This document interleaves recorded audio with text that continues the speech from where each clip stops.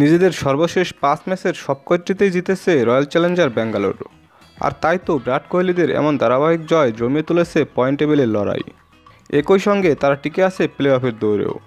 আজ চেন্নাই সুপার কিংসকে হারাতে পারলে শেষ চারের টিকিট পেয়ে যেতে পারে তারা। তবে জয়ের পরেও যদিও কিন্তু সমীকরণ থাকবে ব্যাঙ্গালোরের সামনে। এর পেছনেও কারণ আছে, কারণ চেন্নাইয়ের বিপক্ষে ব্যাঙ্গালোর জয় পেলে গ্রুপ পর্ব শেষে 4 দলের পয়েন্ট হবে সমান। Lucknow Super Giant, Delhi Capitals, Chennai Super Kings ও ব্যাঙ্গালোরের পয়েন্ট হবে 14। তার মধ্যে লখনৌ ও Delhi net run rate Chennai ও ব্যাঙ্গালোর থেকে অনেকটাই কম।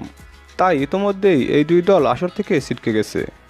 বাকি দুই দলের মধ্যে চেন্নাই সবার থেকে এগিয়ে, এক ম্যাচ হাতে রেখেই তাদের নামের পাশে রয়েছে 14 পয়েন্ট।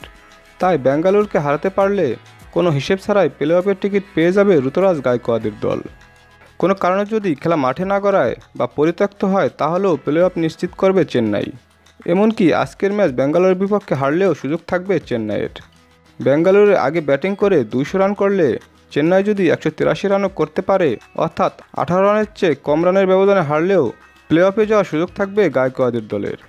আর চেন্নাই আগে ব্যাটিং করে যদি 200 রান করে তাহলে 18 ওভার 1 বলের মধ্যে সেই রান তাড়া করে জিততে হবে ব্যাঙ্গালোরকে। তা না পারলে কোহলিরা ম্যাচ জিতলেও নেট রান রেটের ব্যবধানে প্লে অফে যেতে পারবে না।